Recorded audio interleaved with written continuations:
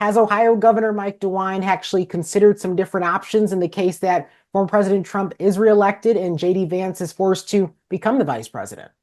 Yeah, I mean, he has to at this point because certainly the possibility is out there that Trump's going to win. And it's almost certain that Trump is going to win Ohio at least. But of course, if Trump wins the White House, then J.D. Vance's seat becomes open.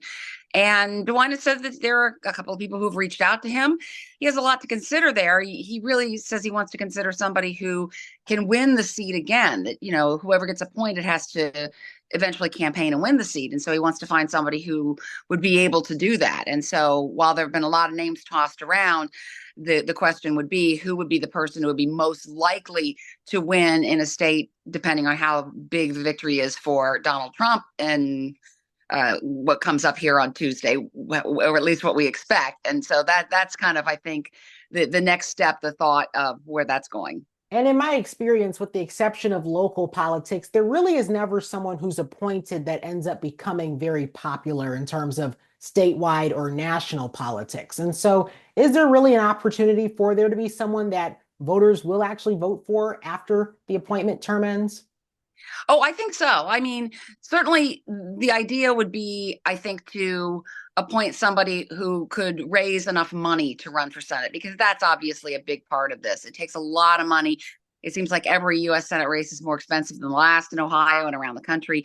And so finding somebody who would be able to raise that kind of money or could bring individual money to the race. I think the idea of trying to have somebody who's appointed and then win that seat, that they would certainly have to go out and work. They would certainly have to make themselves known and make it more likely that people would choose them as opposed to just them being chosen. I mean, we're seeing that a little bit here with the Ohio Supreme Court races, because one of the three races features Joe Deters, the former Hamilton County prosecutor who was appointed to the Ohio Supreme Court. And he's now among the three who's running for a seat on the court. Ohio is really an interesting state looking at the Senate race, of course, because we're one of those states where control of the Senate could come down to us. And so, looking at this Senate race, obviously, I believe now the most expensive in the country, kind of talk about the money and politics intersection here. How much money have each of these campaigns been getting from their national party? Because I'm sure it's a lot. There's a lot of money coming in, not only from the national parties, but also dark money groups. And Ohio goes back and forth with Montana and some of these other states being the most expensive Senate race in the country. There are a couple other races that are really close, but Ohio is one that's been watched extensively because you have a fairly popular senator in Sherrod Brown who is seeking his fourth term. And then you have a newcomer in Bernie Moreno in a state that has gone more and more Republican over the years. And so the idea is that Republicans think they can knock off that seat and win it. And Democrats, of course, think that they have a chance to keep it because Sherrod Brown has won. He's won with Republicans leading the ticket. I'm thinking in 2020 and in 2018 when he ran. That was the first year that Mike DeWine ran and won for governor. And so the ad spending in this race, I mean, the last numbers I saw were well into the $300 million range. And a lot of the ads, most of them have been very negative toward Sherrod Brown, negative toward Bernie Moreno, very little ad spending that would be kind of introductory or positive.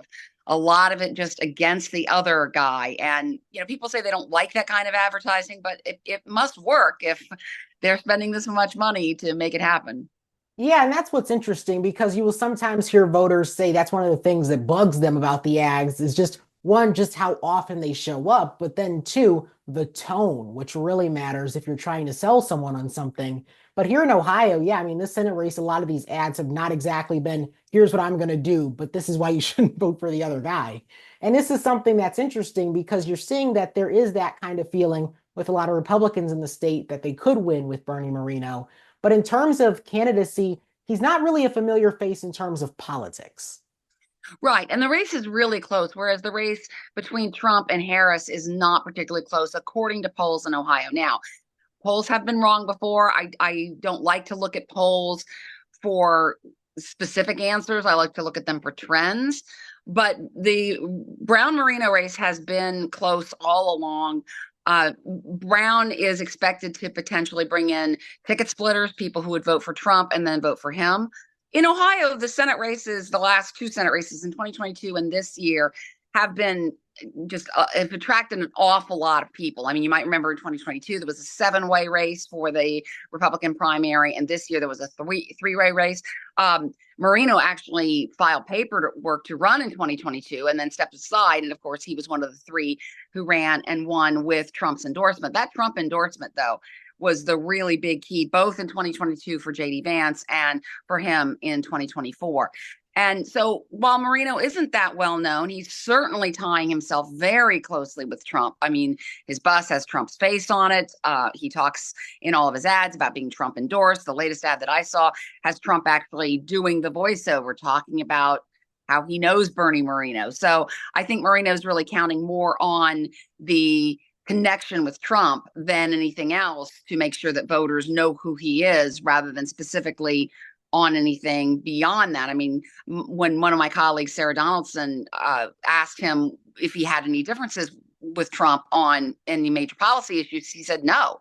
And so I think that's where he wants people to see him, as being Trump aligned. Those ticket splitters that you were mentioning, people that can vote for former President Trump, but then at the same time support Senator Sherrod Brown. I mean, do we have any numbers or data that can really quantify just how many of those people exist? Because it's just something that blows my mind as someone who covers politics, because they're different people entirely.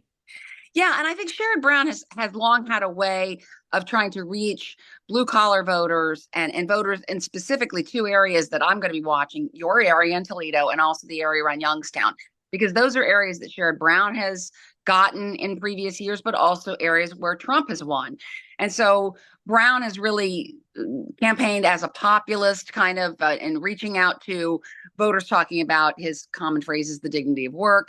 And so he really kind of reaches across to voters who may not seem to be voters that he would normally bring in, because certainly he is Democratic aligned. He votes with and supports a lot of the same policies that Biden does, though he has differentiated himself from Biden in a lot of different ways. And you don't see him talking about Biden on the campaign trail. You don't see him talking about Biden in his ads. In fact, he has an ad where he talks about working with President Trump, who signed a bill on fentanyl that he sponsored to try to keep fentanyl out of the country. So Sherrod Brown is really trying to capture some of those Trump voters, some of those frustrated Trump voters, or people who may be on the fence there, try to bring them over to him, feeling like he can speak their language a little bit.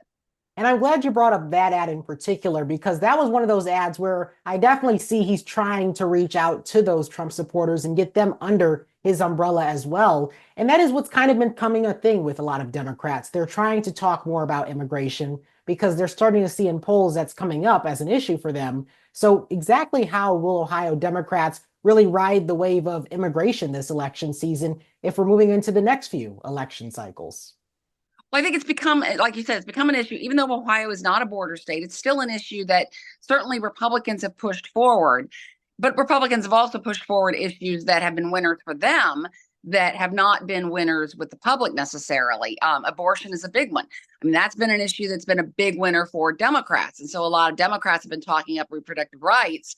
But yeah, the immigration issue and of course the economy is a big issue. And Democrats have long struggled with getting their message about the economy across, because statistics show that the economy performs better under Democratic administrations. There's more jobs created and that sort of thing. But Democrats have really struggled to get that across. They have really pushed against the Republican narrative that somehow the president can lower gas prices and things like this. So and polls show that people believe that Republicans handle the economy better than Democrats. So I think immigration is a little tied in the whole economic story and economic issues, but it is a big issue and it's going to continue to be. Right. And obviously, you can't deny inflation because, yes, the US is outperforming other countries, but people that only know the US are definitely feeling that and saying, well, what's going on? And that's become something that a lot of people are starting to really take into consideration this election season. Going into election day tomorrow, any surprises we can expect, or just expecting some normalcy tomorrow? What's normal? I mean, you know, since in the last, I don't know, 3 or 4 election cycles, I'm just not sure if I know what normal is anymore. I mean, we had a huge early voting turnout, like 30%, which was not as big as in 2020, but in 2020, of course, we were in the pandemic. A lot of people were voting early to avoid going to the polls and having to wrestle with other people essentially. So the early voting that we got this time around, about, like I said, about a third of the registered voters, 8.1 million registered voters in Ohio, about 30% voted early, either in person or by mail or using a drop box.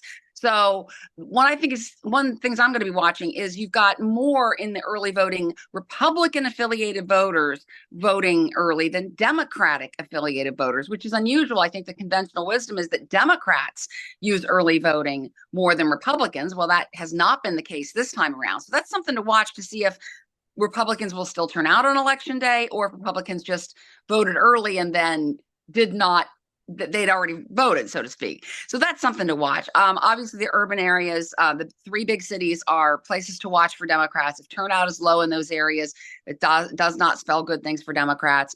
Rural turnout is going to be big for Republicans, of course, and looking for those lines and finding out where the lines are and what that forecasts is something to watch. And so while I said I expect Ohio to go for Trump, the margin is going to be a big deal.